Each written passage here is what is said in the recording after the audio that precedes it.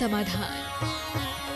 बोले समन संस्कृति उन्नायक प्रातः स्मरणीय संत शिरोमणि परम पूज्य 108 आचार्य गुरुवर विद्यासागर जी महामुनिराज की जय जय जय। बोलिए गुणायतन प्रणेता संघ का समाधान प्रवर्तक भावना योग प्रवर्तक प्रखर वक्ता परम पूज्य 108 मुनिवर श्री प्रमाण सागर जी मुनिराज की जय जय जय।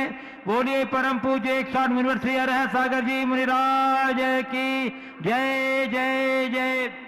प्रिय बंधुओं, पारस चैनल, जिनवाणी चैनल एवं प्रमाणिक ऐप के माध्यम से प्रसारित होने वाले आज के संघ का समाधान कार्यक्रम से जुड़े देश एवं विदेश के सभी श्रद्धालुओं का दिगंबर जैन समाज कटनी एवं दिगंबर जैन समाज पंचायत एवं धर्म प्रभावना समिति कटनी की ओर से हार्दिक हार्दिक अभिनंदन। मैं आपको लिए चलूं संघ का समाधान की ओर। इसके पूर्व रोज की तरह हम लोग सभी मिलकर सामूहिक रूप से पूज्य देव के चरण कमलों में त्रिवार नमोस्तु निवेदित करते हुए उनके मंगल में आशीर्वाद से अपने को अभिषिक्त करके ताज करेंगे। तो हाथ जोड़िए, मस्तक झुकाइए और बोलिए मेरे साथ नमोस्तु गुरुदेव, नमोस्तु गुरुदेव, नमोस्तु गुरुदेव।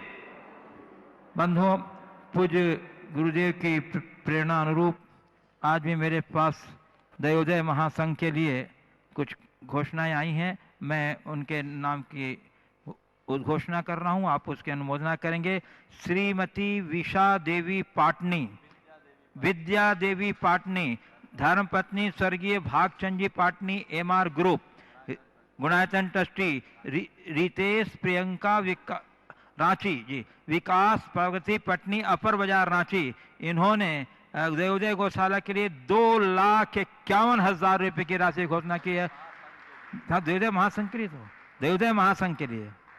और इसी क्रम में श्री अशोक जी पांड्या, श्री सुषमा जी पांड्या, गुणायतन ट्रस्टी एवं गुणायतन के महामंत्री गिरिडीह झारखंड, इन्होंने भी देवोदय महासंघ के लिए 1 लाख रुपए की राशि की अपनी घोषणा की है। हम आप दोनों महानुभावों का बहुत हाँ, ये राशि प्रदान भी हो चुकी है, ऐसी मेरे पास सूचना आई है। हम आपकी उदारता के लिए आपका बहुत बहुत सम्मान करते हैं और गुरुदेव का आपको मंगल में आशीर्वाद। अब मैं आपको लिए चलूँ संघ का समाधान की ओर। इसके पूर्व बंधुओं, आज हमारे बीच अत्यंत प्रसन्नता है कि गुणायतन के ट्रस्टी एवं शिरोमणि संरक्षक श्री रमेश जी भी लहरा, श्री महेश जी भी लहरा, श्री संतोष जी भी लहरा सागर यहाँ उपस्थित हैं। मैं उन्हें आमंत्रित कर रहा हूँ कि वे कृपया पधारें और गुरुदेव के चरणों में नमन करते हुए आशीर्वाद ग्रहण करें और उनके सम्मान सपरिवार आ जाएं। और उनके सम्मान के लिए धर्म प्रभावना समिति के संयोजक श्री प्रेमचंद जी प्रेमी कटनी और हमारे श्री देव कुमार जी शास्त्री परिवार आ जाएं और हमारे गुणायतन के शिरोमणि संरक्षक श्री रमेश जी, महेश जी, संतोष जी बिलहरा सागर परिवार का अभिनंदन करें। और श्री मनोज सिंघई भी और श्री सवाई सिंघई प्रसन्न कुमार जी और मनोज सिंघई, ये भी आ जाएं सम्मान के इस क्रम में अपनी भागीदारी देने के लिए। गुरुदेव के महामिलन का जो की तस्वीर है वो स्मृति सीप उन्हें प्रदान करके सम्मान किया जा रहा है। हम आपके गुरुदेव के प्रति श्रद्धा समर्पण और गुरुआयतन के प्रति जो आपका निष्ठा है, हम का भूरी भूरी प्रशंसा करते हैं। चलिए जोरदार एक बार करतल ध्वनि से इनके अभिनंदन में अपने तालियों का योगदान देकर के सम्मान करने।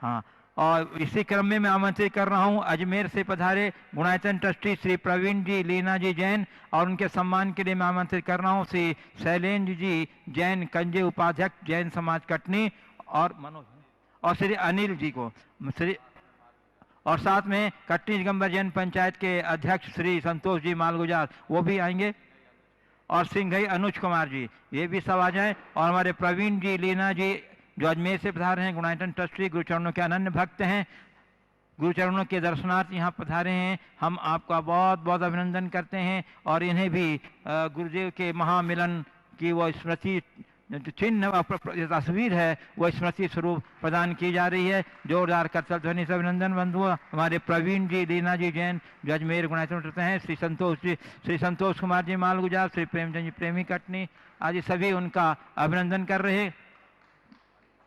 चलिए अब गुरुदेव, मैं आपकी अनुमति से अपने संघ ये दर्शकों को लिए चलता हूँ संघ का पहले उनको बुला दें। अच्छा, चलिए मैं प्रारंभ कर रहा हूं। जो यहाँ उपस्थित जिज्ञासु हैं उनके द्वारा जी, प्रथम प्रश्न के लिए मैं आमंत्रित कर रहा हूं ये सवाई सिंघई प्रसन्न कुमार जी जैन, श्री सवाई सिंघई प्रसन्न कुमार जी जैन, और उसके बाद तैयार रहेंगी कुमारी रिया जैन सागर। पूज्य गुरुवर 108 श्री प्रमाण सागर जी महाराज के चरणों में मेरा मेरे परिवार का त्रैबार नमोस्तु नमोस्तु नमोस्तु। महाराज श्री, मेरा एक छोटा सा प्रश्न है कि मनुष्य जीवन भर कर्म सांसारिक क्षेत्र में सक्रिय होकर संलग्न रहता है, परंतु धर्म क्षेत्र में उतनी तत्परता एवं संलग्नता से स्थिर नहीं हो पाता। एकाग्रता के लिए कृपया मार्गदर्शन करें कि हमें ऐसा क्या करना चाहिए। देखिए, मनुष्य की जहाँ रुचि होती है वहाँ उसकी तत्परता होती है। सांसारिक कार्यों में उसकी बड़ी प्रगाढ़ रुचि होती है, वो इसलिए उधर तत्पर हो जाता है। ऐसी ही रुचि यदि धर्म और परमार्थ के कार्य में हो तो 100 काम छोड़ करके आता है। आज भी दुनिया में ऐसे बहुत लोग हैं जो अपनी सर्वोच्च प्राथमिकता अपनी धार्मिक क्रियाकलापों को देते हैं। तो ये सब चीज़ें हमारी रुचि पर निर्भर करती है। हम अपनी रुचि जगाएं, रुचि बढ़ाएं, और हम अपनी रुचि को वैसे वातावरण से ही बढ़ा सकते हैं, वैसी स्थितियों में जगा सकते हैं। इसलिए हमें कोशिश करना चाहिए रुचि बढ़े, और ऐसे निमित्तों का निरंतर आश्रय लेना चाहिए जो हमारी रुचि को बढ़ाती। कुमारी रिया जैन सागर, उसके बाद तैयार रहेंगे श्री प्रमोद भदौरा, अध्यक्ष प्रभासगिरी तीर्थ क्षेत्र। श्री डॉक्टर प्रमोद भदौरा, अध्यक्ष प्रभासगिरी तीर्थ क्षेत्र।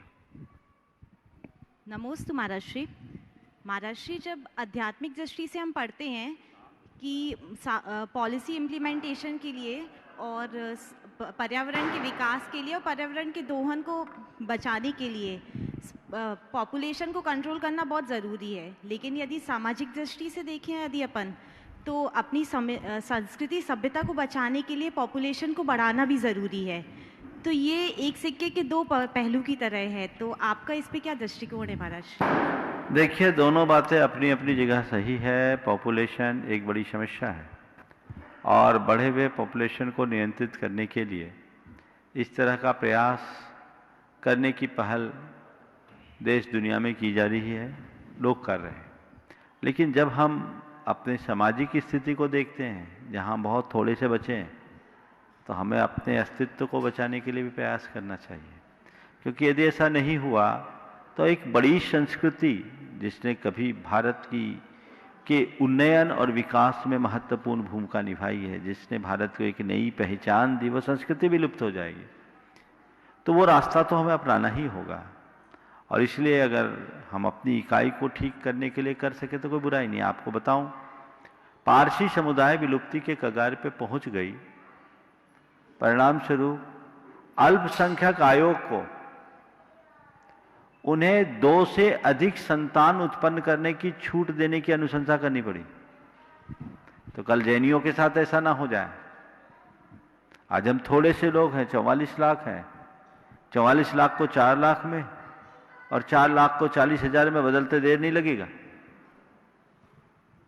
तो ये हर व्यक्ति को सोचना चाहिए। जैन समाज बड़ी प्रबुद्ध समाज है, और मेरा मानना है प्रबुद्ध जनों की अगर संख्या बढ़ती है तो देश के भार को कम करेंगे, भार को बढ़ाएंगे नहीं। एक बहुत बड़ा असंतुलन भी समाज में उभर रहा है, वो है वर्ग का। आज प्रायः संभ्रांत पढ़े लिखे लोग तो फैमिली प्लानिंग में रुचि रख रहे हैं, छोटा परिवार रख रहे हैं, 2 अब तो क्या एक ही संतान पर संतोष कर रहे हैं। लेकिन दूसरी ओर समाज का पिछड़ा और निचला तबका, उनके यहाँ कोई सीमा नहीं है। तो ये अनुपात बिगड़ रहा है, इस पर हमें गंभीरता से ध्यान देना चाहिए। मानता हूं मेरे इस वक्तव्य को लेकर बहुत सारे लोग असहमति प्रकट करेंगे, लेकिन जब हम जैन समाज को सामने रख करके चलते हैं तो हमारे लिए बहुत अहम सवाल है। हमें अपनी संस्कृति की रक्षा करने का भी हमें सोचना होगा, और संख्या बढ़ाओ तो समाज के कल्याण के लिए भी कुछ करो, राष्ट्र के विकास के लिए भी कुछ करो, बहुत अच्छा हो। नमोस्तु महाराज श्री। डॉक्टर प्रमोद भदौरा, अध्यक्ष प्रभासगिरी तीर्थ क्षेत्र प्रयाग। और उसके बाद तैयार रहेंगे डॉक्टर अखिलेश जैन, डॉक्टर के जैन, श्री प्रभात जैन। देव महाराज जी को प्रयागराज समाज एवं प्रभासगिरी समस्त कार्यकारिणी की तरफ से त्रिवार नमोस्तु नमोस्तु नमोस्तु महाराज जी। हम सभी लोग उत्तर प्रदेश के आपकी बहुत प्रतीक्षारत हैं महाराज जी, आपकी बहुत उम्मीद से हम लोग आए हुए हैं। और महाराज जी, हम लोगों का प्रश्न है कि उत्तर प्रदेश में 18 तीर्थंकर भगवान की जन्मभूमि है और वहाँ इतने सारे रत्नों की वर्षा हुई है, उसके बाद भी प्राय देखा गया है कि जो भी रत्न या विद्वान वगैरह हैं, महाराज जी वगैरह हैं, वो मध्य प्रदेश में सबसे ज़्यादा हैं। ऐसा क्यों महाराज जी? देखिए, ये तो मध्य प्रदेश की और खासकर बुंदेलखंड की धरा का महात्म्य ही समझना चाहिए कि इस पंचम काल में यहाँ की माटी की सुगंध पूरे विश्व में फैल रही है। ये तुम लोगों का सौभाग्य है कि यहाँ की माटी बड़ी सौंधी है। बस पहली सलाह तो ये दूंगा कि इसकी सुगंध को बना कर रखना। जहाँ तक उत्तर प्रदेश की बात है, उत्तर प्रदेश भी पुण्य भूमि है।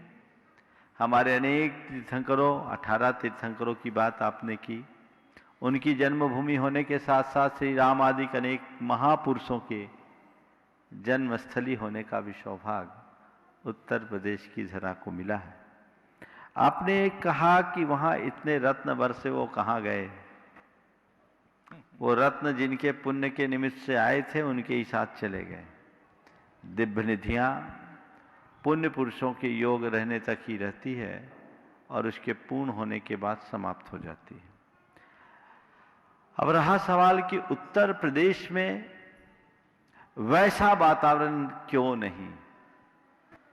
आप प्रयास करें, धीरे धीरे वैसा वातावरण बन सकता है। संख्या की अल्पता है, वहाँ जैनों का बाहुल्य नहीं है और लोगों की अपनी अपनी व्यस्तताएं हैं, लेकिन फिर भी हमें जितने लोग हैं उनके बीच एक ऐसा आह्वान जगाना चाहिए संस्कारों के बीजारोपण का कि एक बड़ा बदलाव घटित हो। आप लोग जितने भी कल्याणक भूमियां हैं, उनके सर्वतोमुखी विकास के लिए सार्थक प्रयास करें। प्रभासगिरी के लिए आप लोग बहुत अच्छा प्रयास कर रहे हैं। प्रभासगिरी, कौशाम्बी, हमारा 2 दिन का प्रवास था। सम्मेद शिखर से जयपुर जाते समय मन बड़ा आनंदित हुआ। यमुना के तट पर पद्म प्रभु भगवान की वो धरा, अलग ही आनंद और ऊर्जा की अनुभूति वहाँ हुई। मैं तो आप सबसे कहूँगा, जब कभी भी आप तीर्थ क्षेत्रों की वंदना का कार्यक्रम बनाएं, उस क्षेत्र में उत्तर प्रदेश के भ्रमण में निकले, एक दिन प्रभासगिरी के लिए जरूर सुरक्षित करें। वहाँ के प्रवास के बाद पिछले 5 वर्षों में इस कमेटी के प्रयासों से क्षेत्र का काफ़ी विकास हुआ। 2 दिन के प्रवास में ही इनने काफ़ी कुछ संग्रह किया। और मुझे बड़ी प्रसन्नता है कि आप लोगों ने क्षेत्र में आधारभूत सभी आवश्यकताओं की पूर्ति कर दी है। मैं देश भर के श्रद्धालुओं से कहूँगा, समय अनुकूल होने पर जरूर ऐसे क्षेत्र के दर्शन करने जाए और अपने जीवन के लिए पुण्य पावन बनाने का सौभाग्य पाए। और बाकी आप सब लगे रहें, मेरा ये आशीर्वाद है। डॉक्टर अखिलेश जैन कटनी और उनके साथ में डॉक्टर के जैन और श्री प्रभात जी जैन, और उसके बाद तैयार रहेंगी श्रीमती शिल्पी अमरदीप भाग्योदय सागर। महाराज श्री, रिलीजन और स्पिरिचुअलिटी में क्या अंतर है? और आज के सिनारियो में देखते हुए जो रिलीजन में कट्टरता को बढ़ावा दिया जा रहा है, तो क्या यह उचित नहीं होगा कि स्पिरिचुअलिटी को आगे रख के फिर धर्म प्रभावना हो, तो उसका असर ज़्यादा होगा और युवाओं को जोड़ने में भी सहयोग मिलेगा? सबसे पहले तो मुझे रिलीजन शब्द पर ही आपत्ति है। रिलीजन का मतलब पंथ है, रिलीजन का मतलब धर्म नहीं। मैं सभी लोगों से कहूँगा, अंग्रेजी का अंधानुकरण न करें। धर्म को सिर्फ धर्म, धर्म और धर्म कहें। ऑक्सफोर्ड डिक्शनरी ने धर्म को स्वीकार लिया है। इसलिए रिलीजन शब्द को थोड़ा गहराई से देखने की कोशिश करिए। वो पंथ है, हमारे यहाँ पंथ को महत्व नहीं दिया गया, हमारे यहाँ धर्म को महत्व दिया गया। पंथ वह है जिसके पीछे चला जाए और धर्म वह है जिसे धारण किया जाए। समझ गए? तो हमारे यहां धर्म शब्द है, हमें धर्म को धारण करना है, उसी के बदौलत हम अपने जीवन को आगे बढ़ाने में समर्थ होंगे।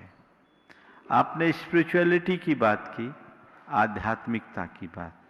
अब मैं आपके सवाल पर आता हूं। आपसे निवेदन है और उम्मीद भी है, आगे आप धर्म शब्द का ही प्रयोग करेंगे, रिलीजन का नहीं। धर्म और आध्यात्मिकता में क्या अंतर है? धार्मिक होना, धर्म की क्रिया करना, जब हम अपने आप को केवल धार्मिक कर्तव्यों से जोड़ करके रखते हैं तो वो हमारा एक प्रकार की धार्मिक क्रिया मात्र बन करके रह जाती है।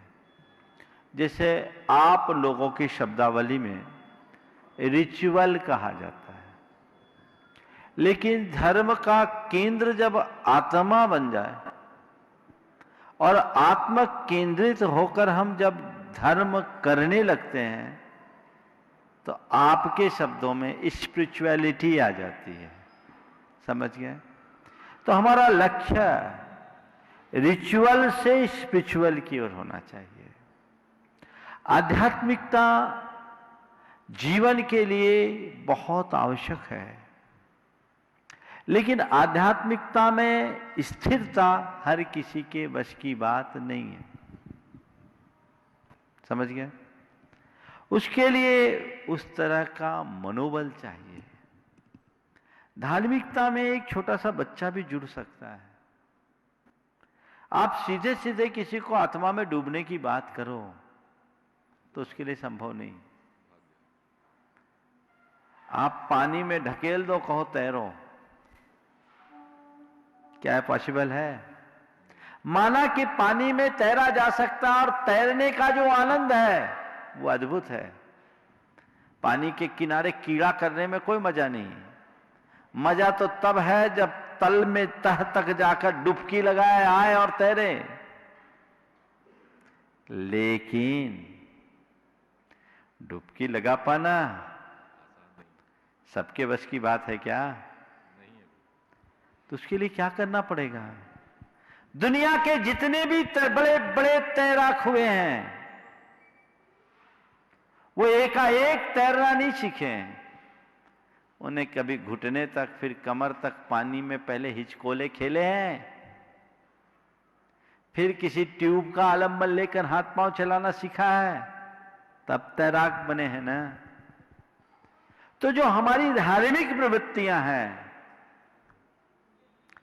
वो तैराकी का प्रारंभिक अनुभव है। समझ गए? इसी से हम आध्यात्मिकता की दिशा में आगे बढ़ सकते हैं। इसलिए मैं कहता रिचुअल से स्पिरिचुअल, उस तरफ मुड़ो।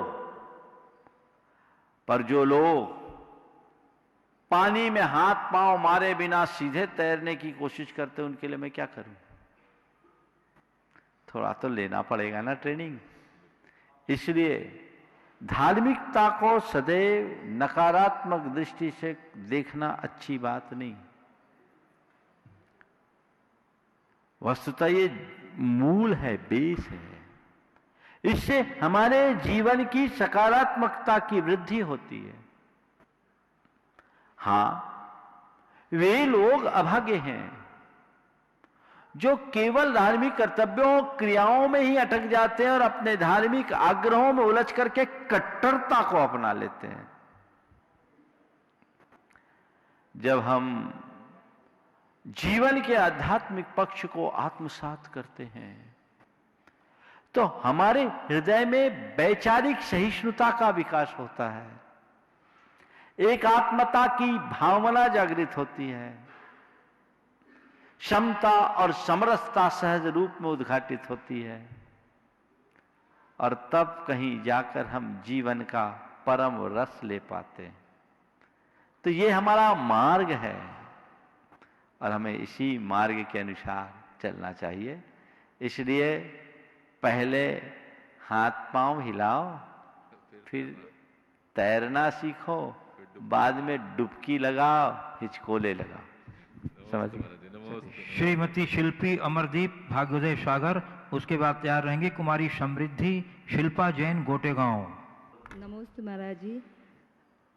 महाराज जी, मेरा प्रश्न कुछ पंक्तियों के माध्यम से है। तुम सागर में बूंद तुम्हारी, तुम सागर में बूंद तुम्हारी, तुम सागर में बन जाती तो मैं भी सागर बन जाती। तो गुरुदेव, नदियों के जल में तो प्रवाह होता है तो वह सागर तक पहुंच जाती हैं, बूंद में तो कोई प्रवाह होता ही नहीं, तो वह किस प्रकार सागर तक पहुंचकर सागर में समा जाए। नमस्ते महाराज जी। गुरुदेव के शब्दों में जवाब देता हूं। बूंद बूंद के मिलन से जल में गति आ जाए, दरिया बन सागर बने, सागर बूंद समाए। समझ गए ना? तो बूंद में प्रवाह आएगा। जब एक बूंद दूसरे बूंद से, दूसरी बूंद तीसरे बूंद से और तीसरी बूंद चौथे बूंद से जुड़ेगी, तो बूंद ही सरिता और सरिता ही सागर बनती है। इसलिए मैं कहूं तो एक बूंद एक सागर है। समझ गए? चलिए। कुमारी समृद्धि शिल्पा जैन गोटेगांव, उसके बाद तैयार रहेंगे श्री नीतू जैन राजेश जैन एडवोकेट, माधुरी जैन ग्रीष्म जैन एडवोकेट जबलपुर। नमोस्तु महाराज जी। मेरा प्रश्न यह है कि हम विद्यार्थी अपने जीवन में ऐसा क्या करें कि हम अपनी शिक्षा के साथ साथ और भी चीज़ों के साथ साथ हम धर्म को भी ज़्यादा से ज़्यादा महत्व दे सकें और ज़्यादा से ज़्यादा समय धर्म करने के लिए निकाल सकें, ताकि हमारा आगे का भाव अच्छा हो। देखो, विद्यार्थी जीवन में पढ़ाई के प्रति तो पूरा ध्यान रखना ही चाहिए। हमारे मूलभूत जो धार्मिक संस्कार हैं उन्हें हमें हमेशा ध्यान में रखकर चलना चाहिए, उन्हें आत्मसात करना चाहिए, उन्हें किसी भी स्थिति में खंडित नहीं करना चाहिए। अपने जीवन की कुछ लिमिट्स, कुछ बाउंड्रीज फिक्स करनी चाहिए कि वो तो हमें करना है, उससे बाहर हमें कभी नहीं जाना है, चाहे कुछ भी हो। और साथ ही धर्म के क्षेत्र में चूँकि अध्ययन काल है, अध्ययन काल में बहुत सारा समय अध्ययन अध्यापन में जाता है।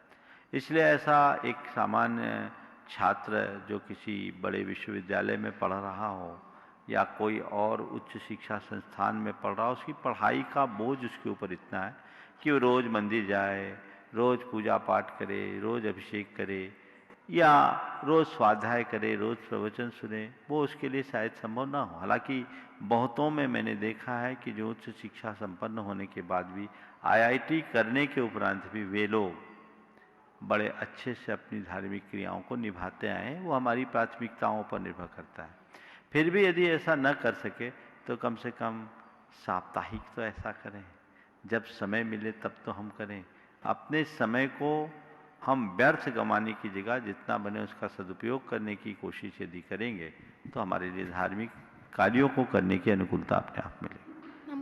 श्री नीतू जैन राजेश जैन एडवोकेट, उनके सामने माधुरी जैन ग्रीष्म जैन एडवोकेट जबलपुर, और उसके बाद तैयार रहेंगी श्रीमती सुलेखा जैन सुखमाल जैन सागर। नमोस्तु महाराज जी। मेरे और मेरे परिवार की ओर से बारंबार नमोस्तु गुरुवर। कोटि कोटि नमन महाराज जी। किसी के प्रति मेरे उद्गार और मेरी प्रार्थना बन जाए, इसके लिए हमें महाराज जी क्या करना चाहिए?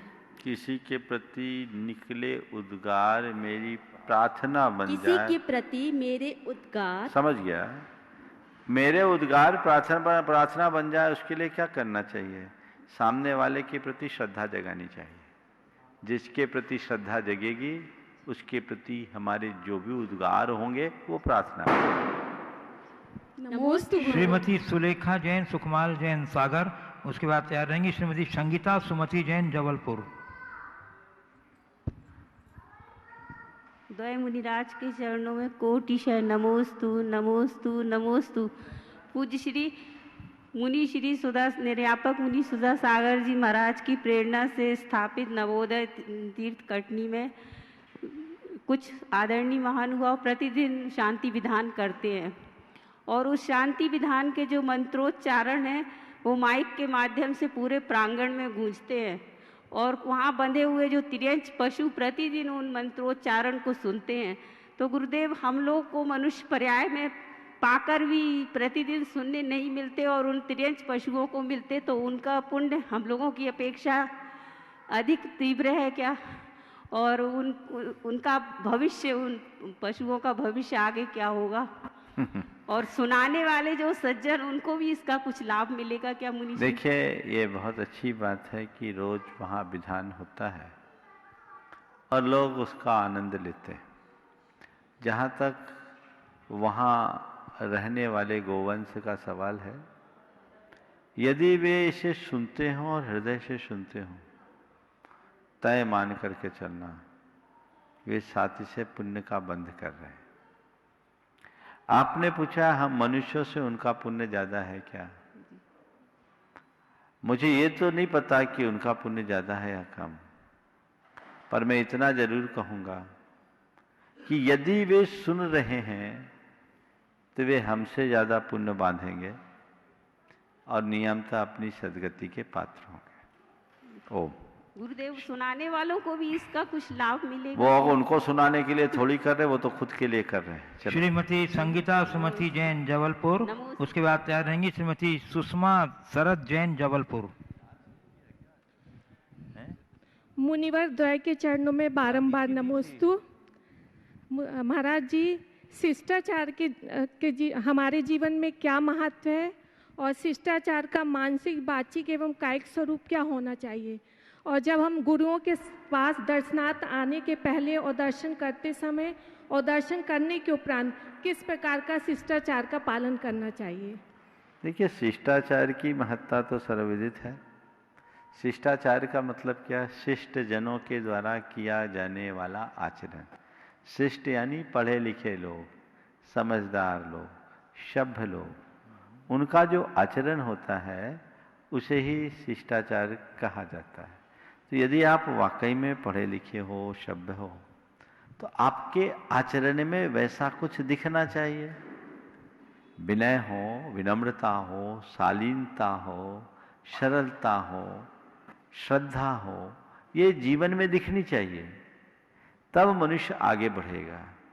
एक शिष्टाचार है जिसके लिए दूसरे शब्दों में हम शालीनता कह सकें, और इससे उलट है अशिष्टाचार या अशालीनता।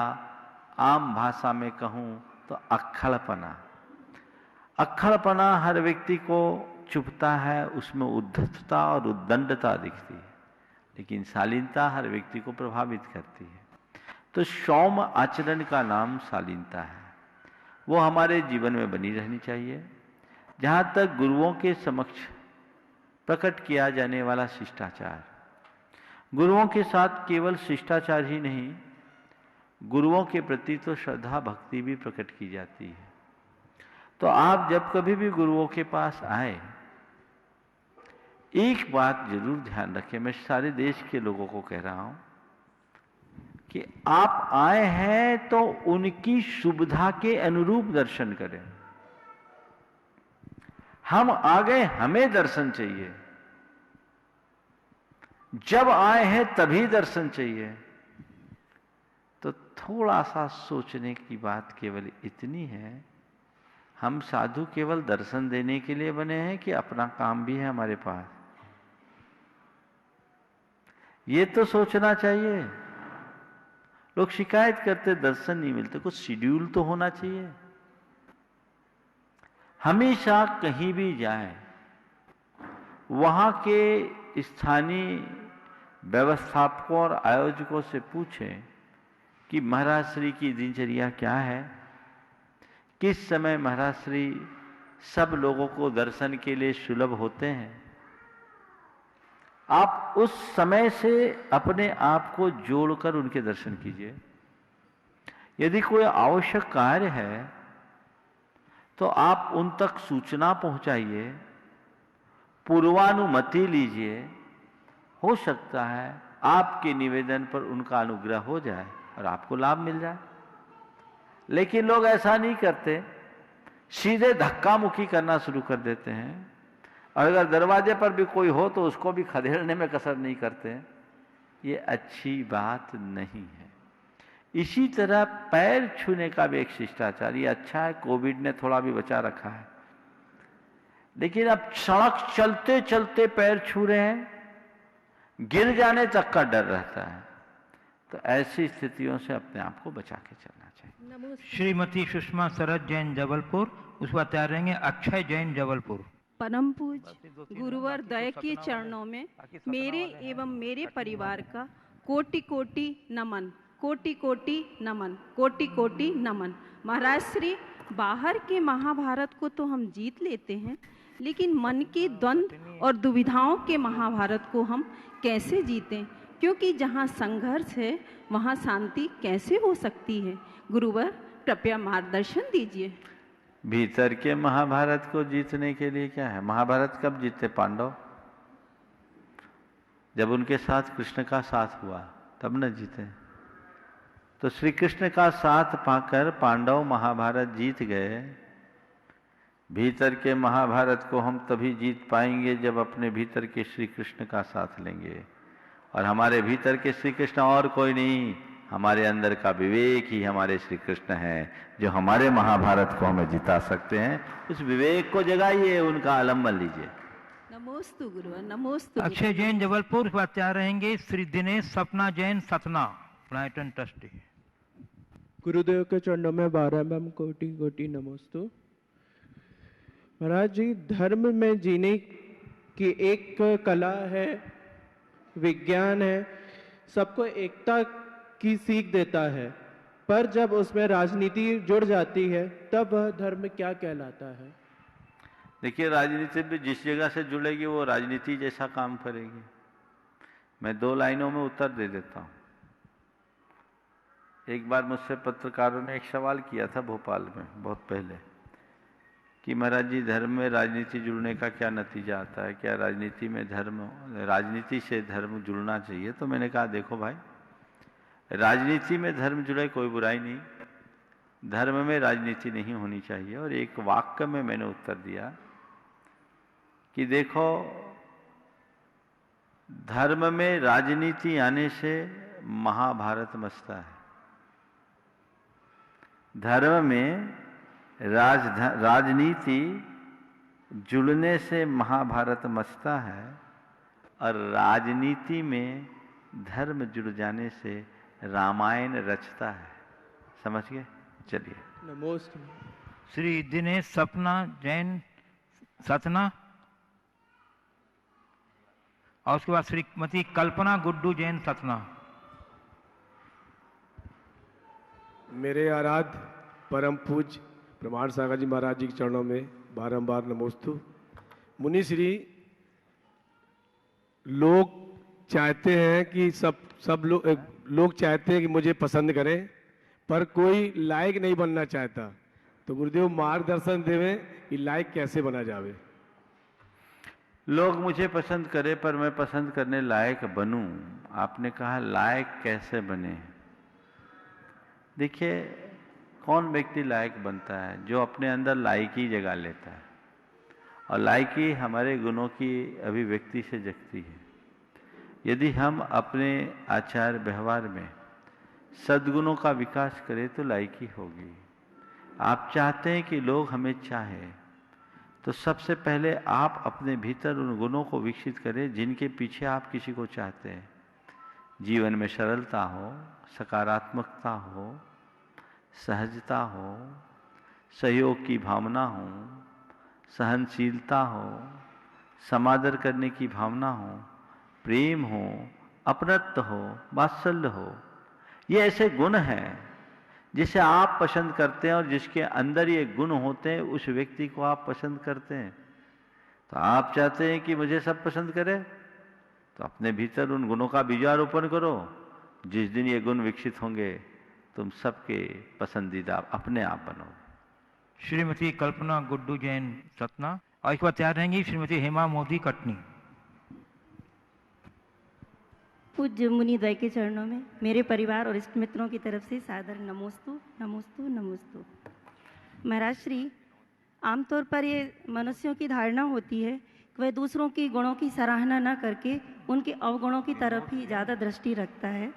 तो महाराज श्री, हम अपने अंदर ऐसे गुण कैसे विकसित करें कि हम उनके अवगुणों को देखें ही नहीं और अपने जीवन को बस 2 लाइन सकें। दिन भर घोट घोट के दोहराओ, गुण ग्रहण का भाव रहे नित, गुण नहीं आगे की नहीं, बस गुण ग्रहण का भाव रहे। हे प्रभु, मैं गुणग्राही बनूं, मुझे गुणग्राही बनना है, मुझे गुण ग्रहण करना है, मुझे गुण देखना है। दोष का नाम भी लेने की जरूरत नहीं है, गुण ग्रहण करना है, मुझे गुण देखना है, गुणग्राही बनना है। इस आशय के वाक्य आप बार बार दोहराइए। ये बात आपके सबकॉन्शियस माइंड में बैठेगी तो उसकी पूरी प्रोग्रामिंग ही चेंज हो जाएगी और फिर आप देखेंगे कि आपकी जो दृष्टि दोषों पर जाती थी अब वो गुणों में आने लगी। श्रीमती हेमा मोदी कटनी। मुनि श्री जी के चरणों में कोटि सा नमोस्तु। महाराज श्री, मोक्ष मार्ग में परिसर सहन करने की बात कही गई है। अकंपनाचार्य 700 मुनिराजों पर उपसर्ग हुआ, उसका निवारण विष्णु कुमार मुनिराज ने किया। ऐसा करके तो महाराज श्री उन्होंने उनके संसार को रोकने का कार्य किया, अन्यथा वो तो उसी भाव में मोक्ष जा सकते थे। बहुत अच्छा सवाल किया है। विष्णु कुमार महाराज ने गलती कर दी, उनको संसार से मैं अटका दिया। ध्यान रखना, ऐसा करते तो ऐसा हो भी सकता था। यदि विष्णु कुमार मुनिराज ऐसा नहीं करते तो हो सकता कंपनाचार्य आदि मुनिराज मोक्ष चले जाते, कुछ को स्वर्ग मिल जाता। और वो क्षुल्लक जी से कह सकते थे चिंता मत करो, ये सब भावलिंगी मुनि हैं, ये सब आत्मा में डूबे हुए हैं, उनमें से इतने को मोक्ष मिलेगा, इतने को स्वर्ग मिलेगा, तुम निष्फिकर हो, उसको करने दो। राजा बलि को धन्यवाद दो कि तुमने ठीक ठिकाने पहुंचाया। ध्यान रखो, ऐसा करने से कदाचित उन मुनियों को मोक्ष मिल भी जाता पर मोक्ष मार्ग हमेशा को बंद हो जाता। एक सही मोक्ष मार्गी केवल अपने मोक्ष की नहीं सोचता, मोक्ष मार्ग का प्रवर्तन बना रहे ये भी सोचता है। समझ गए? तो विष्णु कुमार महाराज ने अकंपनाचार्य को कमजोर समझकर ऐसा नहीं किया, मार्ग को बल देते रहने के लिए ऐसा किया। इसलिए वो हमें ध्यान में रखना चाहिए। पूज्य गुरुदेव, गुणायतन के यशस्वी अनुकर्मठ अध्यक्ष श्री विनोद कुमार जी काला ने एक निवेदन गुरु चरणों में प्रस्तुत किया है। गुरुदेव, मैं उनको पढ़ देना चाहता हूँ। संत शिरोमणि आचार्य श्री विद्यासागर जी महाराज के 105वें अवतरण दिवस पर, नहीं 75वें अवतरण दिवस पर कल समय सार के स्वाध्याय ग्रुप के मेंबर्स ने बड़े उत्साह पूर्वक आचार्य श्री द्वारा रचित महान ग्रंथों के पद्यानुवाद को अपना स्वर देकर सुनहरी भावांजलि दी। देश के कोने कोने से जुड़े 40 पुरुष व महिलाओं ने अलग अलग काव्य को अपनी आवाज दी। पंडित दीपचंद जी छावड़ा एवं ब्रह्मचारी 7 प्रतिमाधारी कैलाश चंद जी सीए के मार्गदर्शन में चार्टेड अकाउंटेंट बहन सोनू जैन एवं बहन प्रीति शोगानी व ममता जैन ने इसके लिए अथाह परिश्रम किया। गुरुदेव, इसमें से कई काव्य विद्यासागर ऐप पर ऑलरेडी अपलोड हो चुके हैं। अब हर कोई जब उसका मनन करे अपने इन महान ग्रंथों को पढ़ने एवं सुनते हुए अतिशय पुण्य के भागी बन सकते हैं।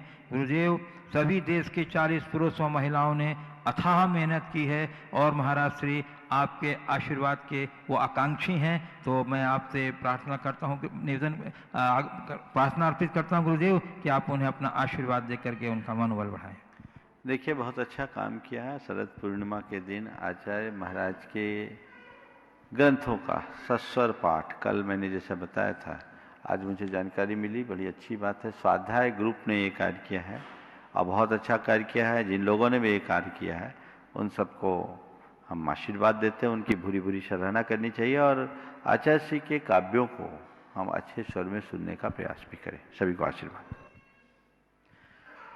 पूज्य गुरुदेव, गुणायतन ट्रस्टी श्री सुनील अजमेरा हजारीबाग झारखंड से नमोस्तु पूर्वक कह रहे हैं, गुरुदेव मन की दुविधा में निर्णय कैसे लें? देखो, बहुत सारे लोगों के साथ ऐसी स्थिति बनती है निर्णय लेने की। कुछ लोग होते हैं जो तुरंत निर्णय लेते हैं और कुछ लोग होते हैं जो निर्णय ही नहीं ले पाते, वो लटके रहते हैं। यदि यथार्थता देखा जाए तो हमारे जीवन का हर क्षण निर्णयात्मक होता है और हमें हर क्षण में निर्णय लेना चाहिए। लेकिन मन की दुविधा है कि कहीं हमसे कुछ गलत हो गया तो, कहीं इस निर्णय का परिणाम कुछ उल्टा हो गया तो। ऐसे लोग किसी नतीजे पर नहीं पहुंच पाते।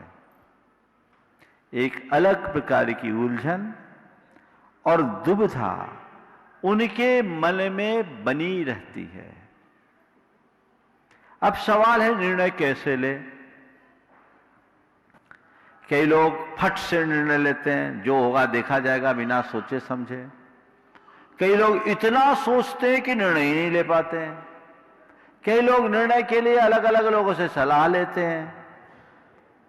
किसी की सलाह पर निर्णय ले लिए और बाद में वो सलाह निकल गई तो उसको उल्टी हो गई तो उस पर सामने वाले पर दोषारोपण करते हैं। और कई लोग 10 जनों से सलाह लेकर के कंफ्यूज हो जाते हैं। होता है। मैं आज आपको कुछ टिप्स दे रहा हूं, निर्णय कैसे लें, है ना। निर्णय कैसे लें। सबसे पहली बात, निर्णय अपने अनुभव से लें। कैसे निर्णय लें? अपने अनुभव से। आप अपने पिछले जीवन को पलटकर देखें। पिछले जीवन में आपने जितने भी निर्णय लिए, बहुत से निर्णय सही होंगे, तो आपके द्वारा लिए गए कुछ निर्णय ऐसे भी होंगे जो गलत नतीजे दिए होंगे ना। हर व्यक्ति को है। पर उनसे यदि आप सीख लेते हैं और उन अनुभवों के आधार पर आप अपना कोई निर्णय लेते हैं, तो आपका निर्णय उत्तम निर्णय बन सकता है। एक युवक एक सफलतम व्यापारी के पास गया, उससे पूछा कि निर्णय, आपकी सफलता का राज क्या है। युवक सफलतम व्यापारी के पास गया और पूछा, आपकी सफलता का राज क्या है। व्यापारी ने जवाब दिया, सही निर्णय। व्यापारी ने जवाब दिया, सही निर्णय। उसने पूछा, आपने सही निर्णय लेने की क्षमता कैसे पाई। उत्तर दिया, अनुभव। आपकी सफलता का राज क्या है? कहा सही निर्णय। आपने सही निर्णय लेने की क्षमता कैसे पाई? उत्तर दिया, अनुभव। आपने सही निर्णय लेने का अनुभव कैसे पाया? उत्तर दिया, गलत निर्णय। गलत निर्णय। सामने वाला हैरान रह गया। गलत निर्णय से भी सही निर्णय लेने की क्षमता, अनुभव। हाँ, मैंने अपने हर गलत निर्णय की समीक्षा की और तय किया, आगे इसकी पुनरावृत्ति नहीं करूंगा। परिणामतः मेरे अंदर सही निर्णय लेने की योग्यता विकसित होने लगी। ये अनुभव से निर्णय होता है। दूसरी बात, बिना विचारे कोई निर्णय न लें।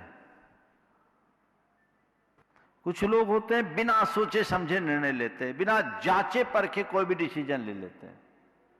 नहीं, हर पहलू को देखें और हर पहलू को ठीक तरीके से देख करके ही आप अपना कोई निर्णय लें, ये सही है या गलत। एक सज्जन ने मुझे एक बात बताया, उनकी कंपनी में एचआर से इंटरव्यू लिया जाता और इंटरव्यू के बाद जो हो उसका सिलेक्शन होता, तो सिलेक्शन के लिए जो उसको पत्र दिया जाता था, नियुक्ति पत्र, वो उस कंपनी का सीईओ देता था। एचआर ने एक व्यक्ति का इंटरव्यू लिया, उसको पास कर दिया और उनके जो नियमानुसार था सीईओ के माध्यम से उसको नियुक्ति मिलनी थी।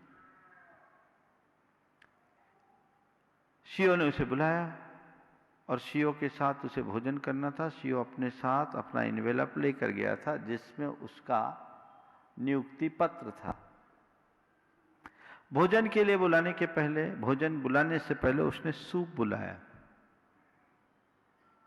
सूप आया, उसे भी सूप ऑफर किया गया। जब सूप आ गया तो देखा क्या, जो सामने वाला युवक है अपने सूप के गिलास में नमक मिला दिया। इनने भी पिया सूप, उसने नमक मिला के सूप पिया। बात आई गई हुई, वो चला गया। उसके बाद जो एचआर का चीफ था वो आया,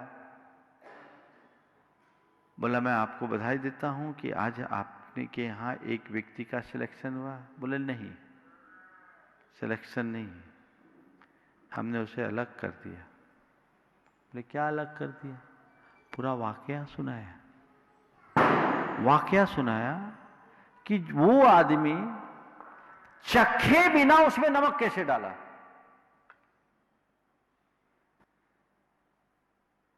अरे पहले सूप को चखता, उसमें नमक कम लगता या नमक नहीं लगता तो नमक डालता, चखे बिना नमक डाल दिया। यानी ये आदमी चीजों को जांचे परखे बिना काम करने वाला, ये कंपनी के अनुकूल नहीं है। इसलिए इसे मैं अपनी कंपनी में नहीं रख सकता। एचआर वाले ने कहा सर आपने इतनी छोटी सी बात पर उसको अलग कर दिया। बोला ध्यान रखो, तुम यदि इसे छोटी बात समझते हो तो मैं तुम्हें भी अलग करता हूं। बात छोटी नहीं है, गहराई की है, समझने की है। जो लोग बिना सोचे समझे कोई भी निर्णय ले लेते हैं, कई बार उनके सामने ऐसी ही उलझन आकर खड़ी होती है। तीसरी बात,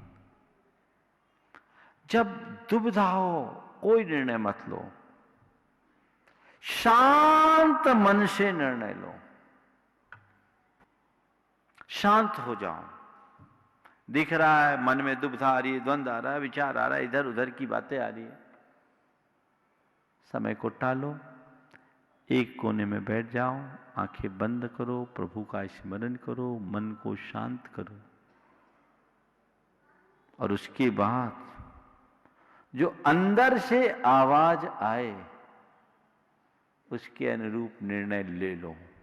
और निर्णय लेने के बाद यदि तुम्हारा निर्णय गलत भी हो तो उसे सही साबित करने का मादा रखो। जीवन में सफल तब हो गया गलत, लेकिन गलत निर्णय को भी सही साबित करने की क्षमता आप रख सकते हैं। मैंने सुना है सर हरि सिंह गौर जो अपने जीवन में एक भी केस नहीं हारे, जिनने सागर विश्वविद्यालय बनाया। उनके विषय में मैंने एक बार सुना, किसी ने सुनाया था, अब घटना कितनी सत्य है मुझे नहीं मालूम, पर इसमें बड़ा तथ्य है। वो एक दिन अपना केस फाइल देखे बिना लड़ना शुरू कर दिए। केस में चले गए और फाइल देखे नहीं, बहस करना शुरू कर दिए। अब बहस में क्या हुआ, जो आर्गुमेंट था वो अपने अगेंस्ट देने लगे, अपने ही खिलाफ तर्क देने लगे। उनका जो मुवक्किल था, क्लाइंट था, वो घबराया। मुंशी ने उनकी कोर्ट खींची, सर आप अपने अगेंस्ट जा रहे हैं। इनने कुछ नहीं कहा। उसी क्रम में धारा प्रवाह बोलते रहे, धारा प्रवाह बोलते रहे। पूरी बात बोलने के बाद एक गिलास पानी पिया और कहा, योर ऑनर, अभी तक जितनी बातें मैंने कही है ये सब मेरा प्रतिवादी वकील बोलेगा। अभी तक जितनी बातें मैंने कही है ये सब मेरा प्रतिवादी वकील कहेगा। अब मैं एक एक करके इसका खंडन करता हूं, और उनने खंडन कर दिया और केस जीत गए। मादा रखना चाहिए, कॉन्फिडेंस को वीक नहीं होने देना चाहिए, मनोबल ऊंचा रखना चाहिए। और कदाचित हम ऐसा नहीं भी कर सकते तो ये मत सोचिए कि एक गलती हो गई तो दूसरी गलती भी होगी, उससे हम अगली बार सीख तो ले सकते हैं। और चौथी और सबसे महत्वपूर्ण बात, जिस समय आपके अंदर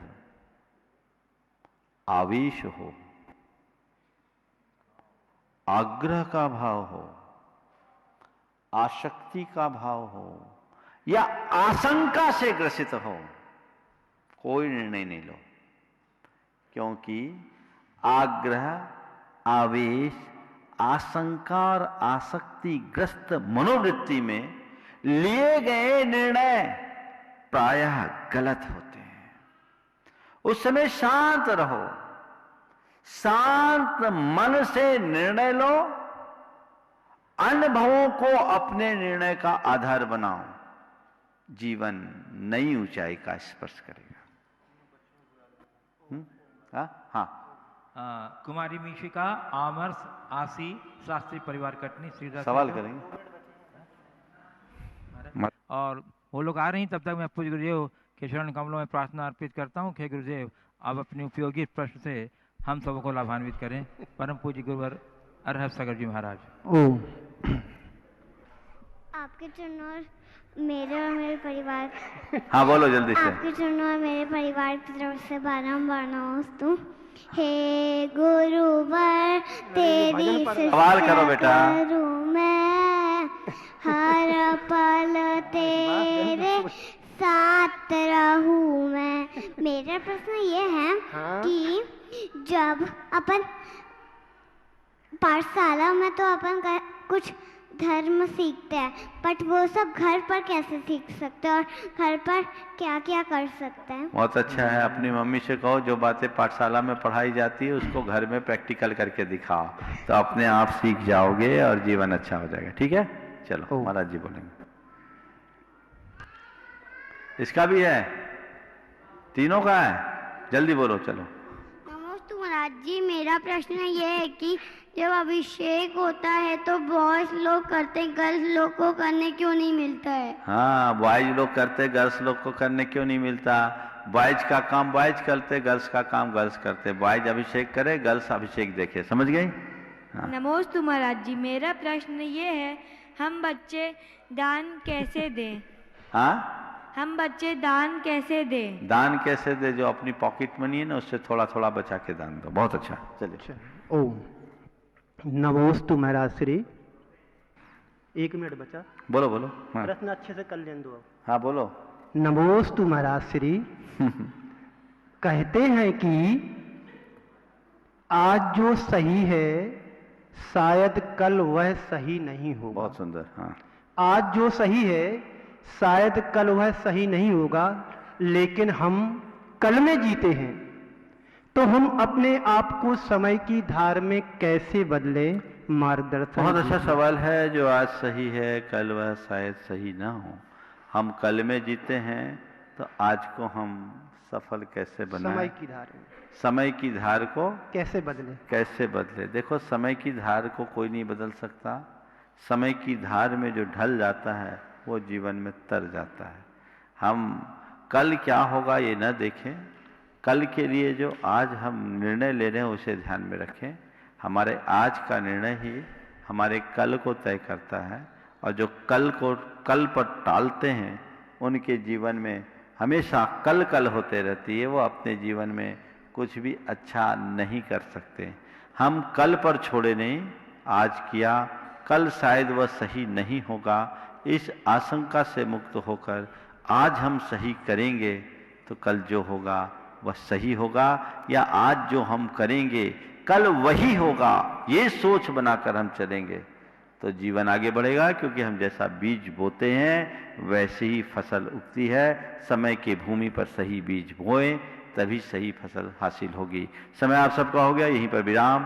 बोलिए परम पूज्य आचार्य गुरुवर श्री विद्यासागर जी महाराज। बोलिए परम पूज्य 160 श्री प्रमाण सागर जी महाराज की जय।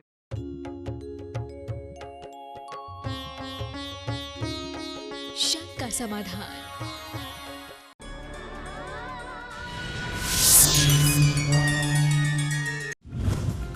लाखों लोगों ने जिनवाणी चैनल ऐप पर जताया विश्वास। जिनवाणी मोबाइल एप्लीकेशन पर भक्ति में सराबोर होने का अवसर हुआ सुलभ। जिनाभिषेक, जिन स्तुति पाठ, चालीसा, आरती, प्रभु परिचय, आहारचर्या,